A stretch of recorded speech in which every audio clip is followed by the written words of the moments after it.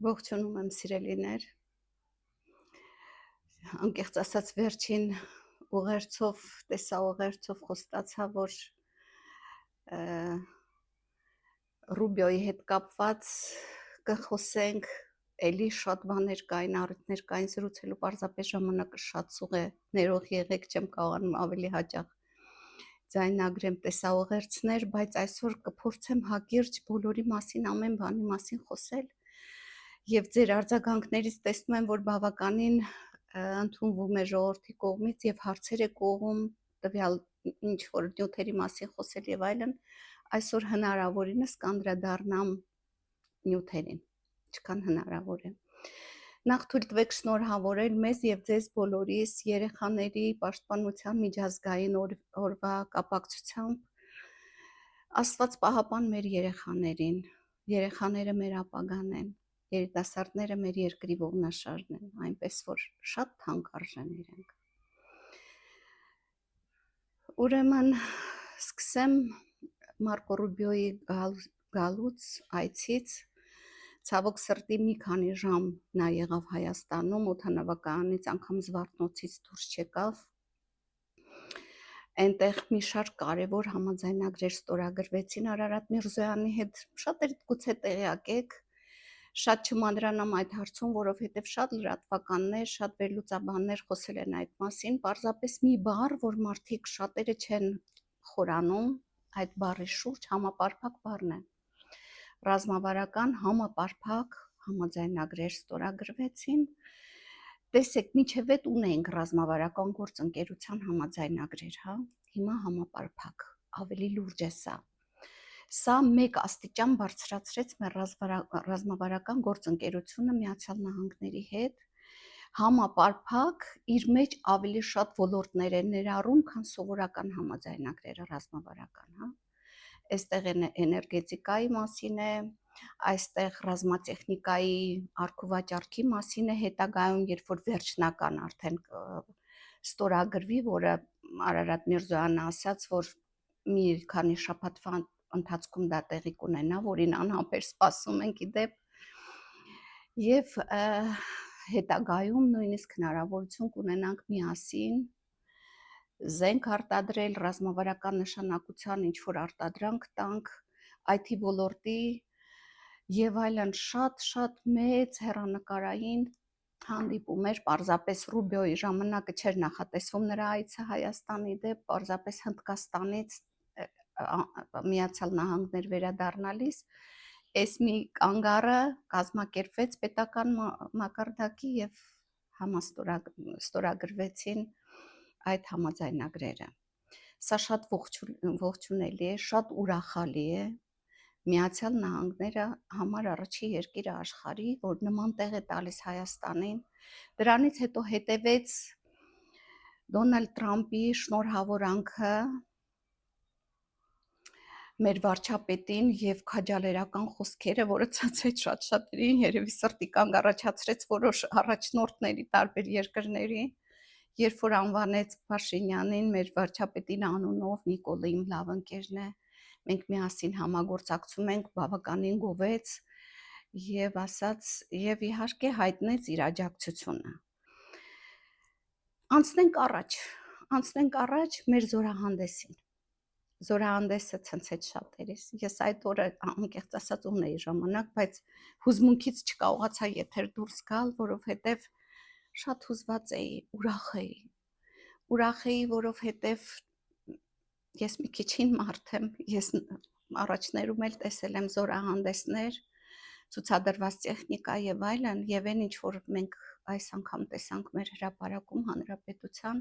սա իսկապես ինչ որ բաների մասին է խոսում, բազմամիլիարդանոց, եւ ձեզ շտապ եմ ասել, որ մենք ընդամենը մեր ունեցածի 20%-ը տեսանք, այդպես են ասում մասնագետները։ Մեր Հայաստանի ունեցած ռազմատեխնիկայի 20%-ը ընդամենը տեսանք։ Մենք շատ ավելի լավ բաներ ունենք,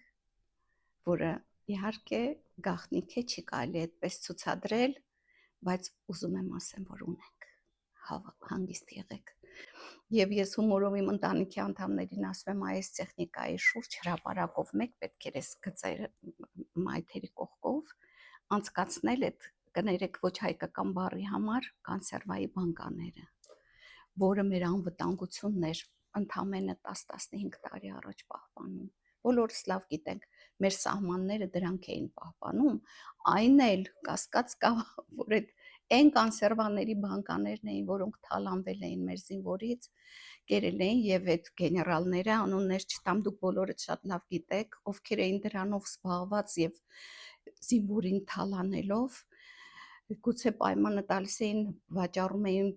բաժանում էին, գուցե չգիտեմ, բայց պայմանով, որ դատարկ բանկաները ժեշտի վերադարձնեն, որը անվտանգության մեր սահմանները պիտի պահպանի։ Իհարկե ցավալի թեմա է, ես հումորի եմ վերածում, բայց ցավալի է, որտեղ մենք դրա արդյունքը շատ դաժան տեսանք։ Մենք շատ ցավոտ տարանք դրա արդյունքը։ Եվ նաև ուզում եմ ասել, պատերազմից ոչ շատ առաջ, որքանով հիշում եմ, մեր պաշտպանության նախարար Տոնոյանը գնումներ կատարեց ռազմատեխնիկայի, ռազմամթերքի, որը հետագայում շատ գովազդում էին, որ ռուսական են, զենքեր են, տոննայով գնում, ով է տեսել տոննայով գնում կատարեն, այսինքն մետաղի ջարդոն էր, հետագայում պարզվեց, ժանգոտված մետաղի ջարդոն, եւ մեր վարչապետն էլ ասաց, որ ներկայացնում էին 80-ական թվականների, բայց բանից պարզվեց 60-ական թվականների, անգամ 50-ականի զենք է եղել, այսինքն մետաղի ջարդոն են բերել Հայաստան, բայց այնքան հավատում էինք այդ ժամանակ մեզ հովանավոր, մեր ողերին բարեկամին, որ իր տված զենքերով մենք դրա համար վստահ էինք, պատերազմը սկսվեց առաջին օրերին, մենք վստահ էինք, որ հիմա կգնան մեր տղաները, կգրավեն, կպաշտպանեն եւ այլն, հերոսաբար կվերադառնան, բայց ավաղ այդպես չէր։ Հիմա ես անկեղծ ասած, այսպես թռչելով եմ, ուզում շատ նյութեր խոսեմ, հասցնեմ, բայց այս մասին ես շատ ցավով եմ խոսում, որովհետեւ խաբված ենք եղել երկար տարիներ։ Այս մտորումներին ինձ բերեց ճիշտն ասած IRA-ի, գիտեք, սոցիալական հարցումների վիճակագրությունը, որը վերջերս հրապարակվեց, որտեղ իհարկե շատ մեծ տարբերությամբ քաղաքացիական պայմանագիրը հաղթում է ըստ այս հարցումների, բավականին մեծ թվերով տոկոսայնությամբ, սակայն այնտեղ մի խնդիր կար, որ ես այդտեղ խնդիր տեսա եւ ինձ մտահոգեց։ Այդ վիճակագրության ահյուսակներից մեկում տարիքային սահմաններում էր տված ակտիվության գործակիցը։ Իդեպ ասեմ, մեր դիմադիրները ծաղրում են, հիմա հիշում եք, առանց ամաչելու աուդիտորիայի մասին խոսելիս ասում են մեծահասակներն են Փաշինյանի, գիտեք ինչի, այո, մեծահասակները շատ են այսօր Փաշինյանի կողմնակից, որովհետև մենք տեսել ենք այդ կյանքը, մենք ունենք ինչի հետ համեմատենք, մենք համեմատելու դառը փորձառություն ունենք, մինչդեռ մեր երիտասարդները շատ բաներ չգիտեն եւ հենց իմ անհանգստությունը դա էր, որ ամենակիչ հետաքրքրված աուդիտորիան երիտասարդներն էին։ Ես շատ էի մտածում դրա շուրջ եւ հասկացա, որ չէ որ մեր երիտասարդները արդեն հիմա այն սերունդն է, որոնք շատ փոքր են, մանուկ են եղել Քոչարյանի կառավարման, Լևոն Տեր-Պետրոսյանի կառավարման ժամանակ, գուցե ծնված էլ չեն եղել։ Եվ դա է պատճառ, որ իրենք չգիտեն, իրենք այդ դառնության օրերը փառք Աստծո, որ չեն տեսել, շատ լավ է, որ չեն տեսել, բայց հետևանքը պատերազմը ականատես եղան, տեսան, ապրեցին այդ ցավը, բայց ոչինչ օդից կախված եւ հենց այնպես չի լինում, ամեն բան ունի իր խորը արմատները եւ դրա մասին ուզում եմ մի փոքր էքսկուրս կատարենք, մենք միասին պատմությունով անցնենք, ուրեմն 91 թվականին անկախացավ Խորհրդային Միության հանրապետությունները անկախացան, այդ թվում նաև Հայաստանը, եւ Ալմաթայի հռչակագրով անկախացավ եւ ինչու համար է մեր վարչապետը անընդհատ նշում այդ 29743 քառակուսի կիլոմետր տարածքը, այս սահմաններով, այս տարածքով անկախացավ։ Այս մասերում այդ անկախության ժամանակ չկար տարածքներ, Նախիջևան չկար, Ղարաբաղ չկար եւ պատմական մյուս տարածքներ, որ այսօր Արևմտյան Հայաստան տարածքն է կոչվում Թուրքիայի, այժմվա Թուրքիայի տարածքում։ Մեր երկիրը պաշտոնապես սահմանագծման, ըստ սահմանագծման քարտեզագրման այս տեսքով է անկախացել։ Դե այս մասին շատերն են խոսում, ես նորություն չեմ ասում, պարզապես ամփոփում եմ իմ խոսքը, ավելի շուտ այստեղից եմ ուզում սկսել։ Անկախանալուց հետո եղավ հանրաքվե, եղավ ընտրություններ եւ մեր առաջին նախագահ Լևոն Տեր-Պետրոսյանը ընտրվեց։ Եվ այդ ժամանակ ցավոք սրտի 90-ականների սկզբին սկսվեց, ավելի շուտ մի քիչ էլ հետ գնամ, երկրաշարժը։ Մեր Սպիտակի Գյումրիի երկրաշարժը 88 թվականին շատ բան փոխեց մեր ճակատագրի մեջ այն առումով, որ այդտեղից հիմք առավ քաղաքական այս ընթացքը, որը շեղեց մեզ ճշմարիտ ընթացքից։ 88 թվականին երկրաշարժից անմիջապես հետո անհանգստություն ընկավ ժողովրդի մեջ, որ գուցե մեր ատոմակայանը վնասվել է, գուցե շատ գործարաններ ռազմավարական նշանակության վնասվել են եւ չգիտես ինչի բարձրաձայնվեց, որ օդը աղտոտված է։ Այս ախտանիշները մենք հիմա էլ ամրաննել էինք, հա, անցած տարի ամռանը, աշնանը անդադ այդ կեղտոտ օդ ախտանիշը ընդդիմադիրների կողմից նորից մենք դա վերապրեցինք։ Եվ այն ժամանակ էլ ինչ որ կազմակերպիչների կողմից կարծում եմ սկսեցին մեծամասշտաբ, մեծաքանակ միտինգներ, Հրազդանից իջան բնակիչներ լոզունգներով մաքուր օդ եւ ժողովուրդը խաղաղ պայմաններում անցկացնում էր այդ հավաքները մաքուր օդի պահանջով։ Հետո միացան նաեւ ատոմակայանի հետ կապված հուշարարները, որ գուցե ատոմակայանն էլ պետք է ինչ-որ ստուգել, փակել, կանգնեցնել եւ այլն։ Եվ ես որպես ակտիվ քաղաքացի, ես միշտ ակտիվ եմ եղել իմ երկրի ընթացքի շարժի մեջ։ Այն ժամանակ շատ երիտասարդ էի, իհարկե երեխաներս շատ փոքր էին, բայց երեխաների հետ միասին մասնակցում էի այդ հավաքներին, ես միշտ ներկա եմ եղել։ Այնպես որ այս ամեն բանը, որ ձեզ պատմում եմ, հենց առաջին ձեռքից է, ինչպես ասում են, հա, որպես ականատես եմ պատմում։ Եվ մեկ օր այդ հանրահավաքի ժամանակ, որ արդեն Ազատության հրապարակում ասեղ գցելու տեղ չկար ոչ միայն քաղաքից, Երևան քաղաքից, այլ մարզերից էլ հավաքվել էին արդեն բնակիչներ, հանկարծ բեմահարթակ բարձրացավ ոմն,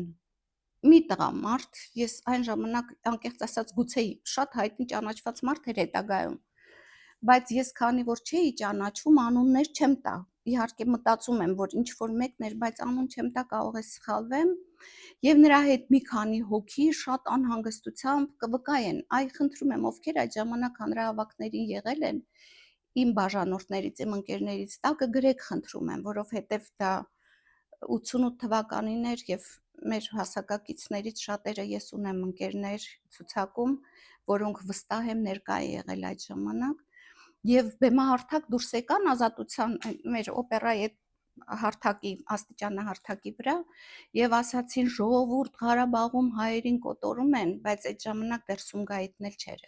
Սումգայիթը եղել էր։ Այդ ժամանակ արդեն սկսել էին հրահրումներ, հայ-ադրբեջանական հրահրումներ, բայց տեղային լոկալիզացված էր։ Եվ եկան, որ թատրոնի ռեժիսոր էր, որքանով հիշում եմ ես այդ մարդը, որ եկա, որ հայերին աշխատանքից հանում են եւ այլն, եւ տեղում հենց այդ հարթակում այդ հավաքի ժամանակ սկսեցին հավաքագրել կամավորների